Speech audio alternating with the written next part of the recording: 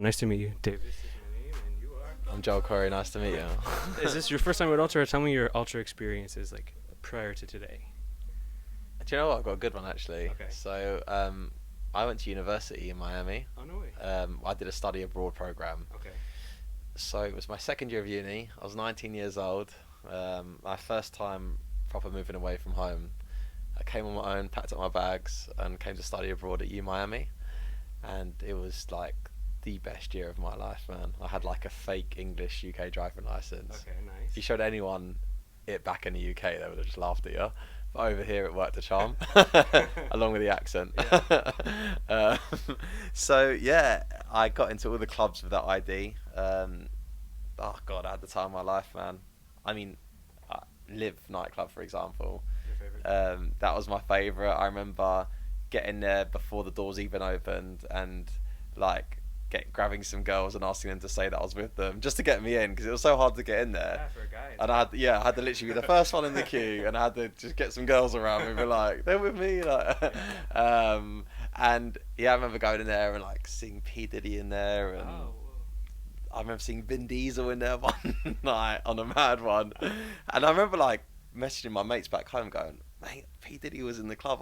They're like, what are you talking about? You know, I'm from Barnet in North London, so it was like they were like, you're lying, you know. Yeah. I was like, I'm not lying, like. Take a pic. Yeah, I was taking pics of them and sending them. This is the proof. So yeah, I remember like then. I mean, and then last September, I went back to Live and headlined it and sold it out. Oh wow. So it was a mad full circle Yeah. moment for me. Like moments like that, and you know, stories like that is why Miami means a lot to me because it was a big year in my life and a year that I really like grew as a person, Yeah. being away on my own. And I went to Ultra when it was like spring break in Miami at the time.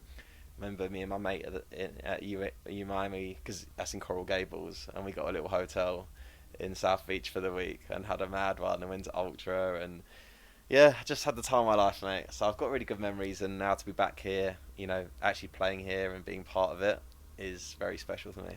So tell us, the viewers, readers, what are you doing? What are your plans this week? So this week I'm playing at Oliver Heldon's pool party on Thursday, the Hell Deep pool party. Nice. Lineup is crazy. Yeah. I'm closing it as well. Okay. So excited to do that. Gonna bring a special set for that one. Got to be after all the DJs before me. I've got to bring something special to close that. Yeah. So I'm excited for that. And then Friday, supporting Tiesto at Live. Wow. Back at You're Live. back at Live. Favorite place. Yeah, this time I don't need that fake ID to get in, thankfully. Nice. Be good to try though. Yeah. So yeah, back at Live on Friday with Tiesto. I love Tiesto, man. Like we've become friends, and we're talking about doing some stuff together this year as well. Nice. And I'm supporting him in Mexico Okay. in a few weeks' time. So I'm really excited to play with him on Friday. Yeah. Saturday, I'm putting on my own night at Le Rouge. Okay, nice. We got CID on the lineup, West End, Lucky Rose. So yeah, excited for Saturday. Yeah. And then Sunday, I can't actually say what's happening Okay. on Sunday, Secret. but yeah, something very special is going to be You're gonna happening. get any sleep in there. Team no sleep, man. Yeah, seriously. No sleep, right? Nah, I'll probably sleep on the beach actually. I'm looking at that view. Yeah. Yeah, might work on the tan as well while I'm there. And are you premiering any new music this week? Or teasing? You know what? I've always played new music in my sets. Yeah. Always. I mean, that's why I'll test my music, to be honest with you. So I'll be playing stuff that I'm working on for sure, just to see how it feels on the dance floor. It's always a good way for me to then go back to the studio and make the tweaks that I need to. Make it better. That's something I really missed in the pandemic, was not being able to play my new music. Get a feel. Yeah. And so it's good to have that back again now. Mhm. I realised how important it is. And I've just actually released my new single, What Would You Do, with David Guetta and Bryson Tiller. Yeah. So that only came out last Friday. So I'll be playing that. I've been playing it for a few weeks, obviously, in my sets, but now it's out. I feel like there's different energy when you play it. People Yeah. are like excited to hear it. You're gonna have any of them guest with you when you play it this week? Maybe. Maybe that's the secret you're not sharing. Okay, I got it. Lips are sealed. All right. I want to know about like your musical background because you've Yeah. like skyrocketed, and Yeah. so you're clearly like a very musical person. Like, when did you start making it? And Well, I Songwriting? definitely come from a DJ background. Okay. So I started DJ when I was 13. Mhm. It was my biggest hobby and passion growing up. I got decks for Christmas one year just because my older brother had them, and I was like, I want to be cool like him. So, Mum, can I have some decks too? And back then, showing my age here, but it was just vinyls and turntables. So I learned on vinyl, on belt drive, new marks, and I'm so glad that I did though. And I kind of had that growing up, going to the record shop every week to buy a new vinyl and experiencing that sort of proper DJ culture, if you like. Because back then, like, every record was so important, because vinyls would cost like £7-8, which is probably like $13-14, and you'd get an A and a B side. So when you're 13 years old and all you've got is your pocket money and saving your lunch money from school, it would be enough money just to get like one vinyl a week. So I mean, think of that now. You could just go online and download 100 tunes for free. Back then, if I wanted a track of my set, I had to go and buy it from the vinyl shop, get a bus down there, search for it, spend my pocket money on it. So it meant a lot more, I think. But I'm glad I went through that experience. So glad, because it was just so fun as well. Shaped you. And then I, as I said, getting back to the question, like, DJing was my hobby growing up, my passion. I started DJing at people's birthday parties, weddings, school discos, bar mitzvahs. Auntie's 40ths, whatever, I was doing mobile discos and just playing at any parties, and I loved it. I quickly realised this is what I want to do for the rest of my life. I got onto the club circuit in my late teens and got my residencies around London. I was DJing in London like 5 nights a week, or like kind of the bars in Mayfair, and kind of into that scene, which was good. And in the summer I was DJing abroad in the party resorts in Europe, like Ibiza and Magaluf and Malia and Zani, the Greek islands. And I just was like, how do I take this thing that I love doing a step further? My idols like Calvin Harris and people like David Guetta and Tiesto, how do I get to that level? What are they doing? And obviously, they were releasing music and they were going down the artist route. And I'd studied music production in college, and so I dabbled in it, and it just got to the point of like, I need to focus on this if I want to go that step further and start releasing my music, and that's what I did. And I released my first record back in 2015, and that was like, at the time I was making EDM and Melbourne Bounce, so a totally kind of different sound to now. But I mean, I didn't get my first hit record until I was 30 years old in 2019. Which one was that? Sorry. Okay, That was my first, that was the moment my life changed, man.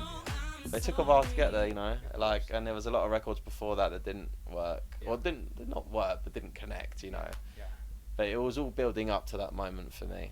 And when that moment came, I was ready. I had the next single ready. I knew what I wanted, and I'm glad that I had to wait that long until it happened for me. Because when it did happen, I was ready, man. And since then, the last couple of years have been a total dream come true. And I'm going to talk to you now from Miami Music Week and on top of the world. Can't believe I'm sitting here doing this. Do you have a favorite song of your set that you like to listen to? Like, hey Google, play this song. Of mine? Yeah. Oh man, that's hard to say.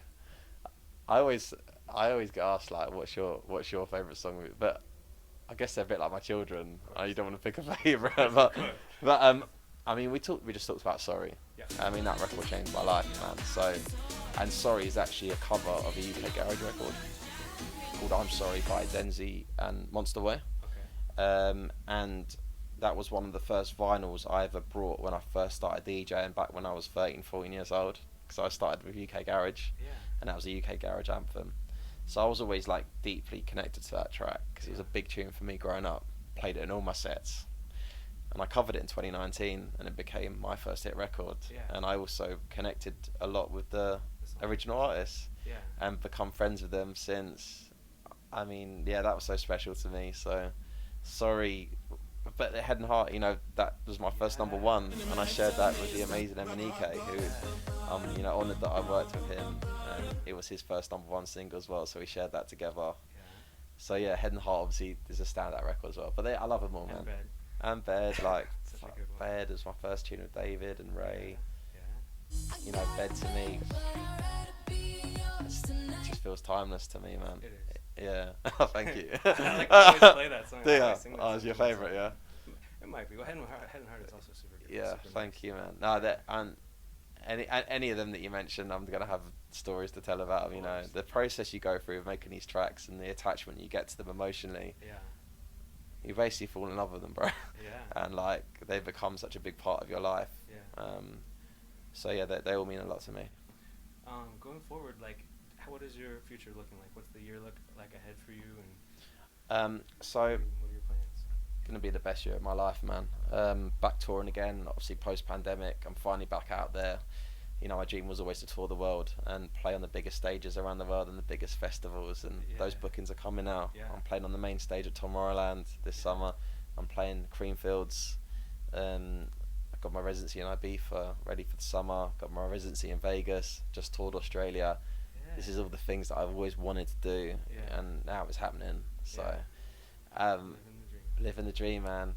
Obviously releasing lots of new music as well. Just got my new single out, What Would You Do with David Guetta and Bryson Tiller, and got more music coming, which I'm really excited about. Yeah. I can't say any more about that, but Stay tuned yeah, and keep our eyes on yeah. your, Otherwise, my label will kill on me. your social media. And Yeah, but yeah, of course, Yeah. yeah. Just keep an eye on my stuff, but Yeah.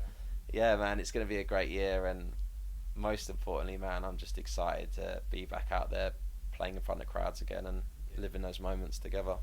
Cool. It's a great interview. I appreciate all that. Yeah, no, thanks, man. Candid. Yeah.